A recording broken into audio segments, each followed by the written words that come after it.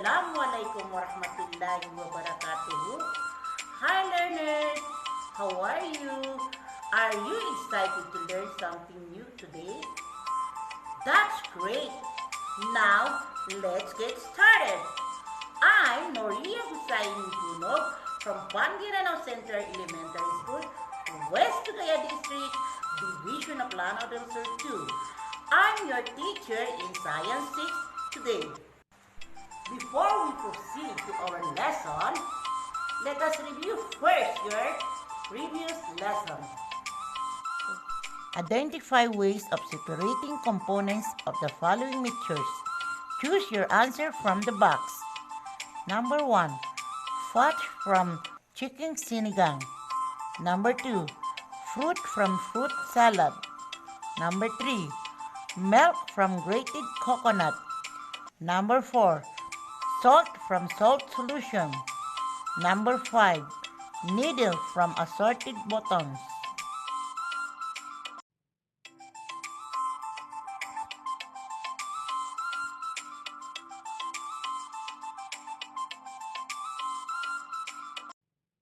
Very good.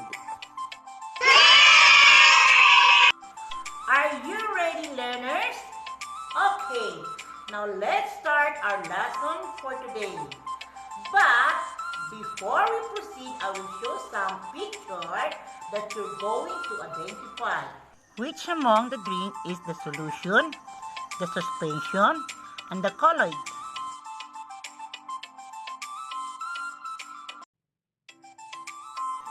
Very good.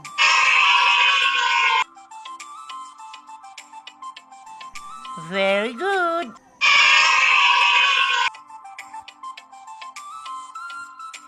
Excellent. Do you think component of suspension and colloid can also be separated? Yes. Filtration is an important process in water treatment facilities. Filters take out a lot of impurities from dirty water to produce clean water. Example of separating suspension and colloids is filtration. What is filtration? A filtration used to separate mixtures of liquid and insoluble or undissolved solids. A suspension is a mixture with particles suspended in a liquid. For example, sand is insoluble in water. Particles of sand do not mix with the water. Instead, the sand settles at the bottom of the water, forming a sediment. When you mix a flour and water and making a hot liquid, what kind of mixture is it? Is it a solution, suspension, or colloid? The answer is colloid because the flour particle can absorb, reflect, and scatter light. Therefore, a beam of light passing through the setup was visible. This scattering of light is called Tyndall effect. Tyndall effect is seen as a beam of light in a colloid because there is a scattering of light when light beams pass through it due to the dispersed particle, which absorb, reflect, and scatter the light. Colloidal particles do not settle but remain dispersed throughout the medium.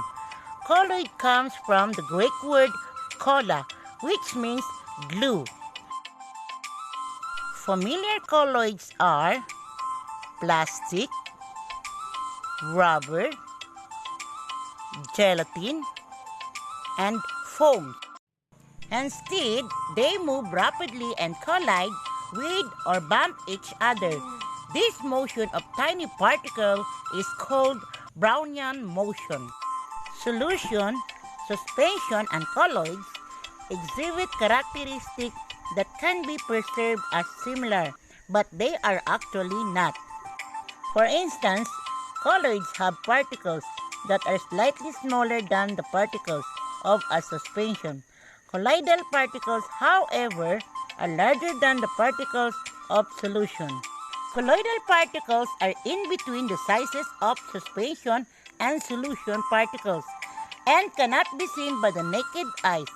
Instead, they are visible through a microscope only. The different examples of colloids are important to daily life. Natural colloids such as blood, clouds, and fog are basic for living things. Man-made colloids are also useful. Numerous colloids such as milk, jam, jelly, butter, and other creamy substances such as mayonnaise and whipped cream are used as food or ingredients for preparing food. Now, if you learn something, answer this. Listen the statement carefully. Say yes, is it if correct, and no, is it if incorrect. Number 1. Colloids are homogeneous mixture. Correct. Number 2. Light cannot pass through colloidal particles. Correct. Number 3. The components of a colloid do not settle at the bottom. Very good. Number 4.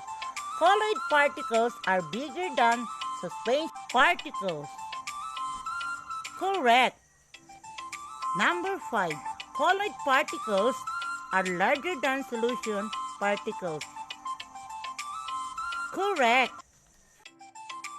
Always remember that a suspension can be separated using the same method used in separating heterogeneous mixture, while colloids have to undergo special process to be separated. That's all for today. I hope you learned something from me.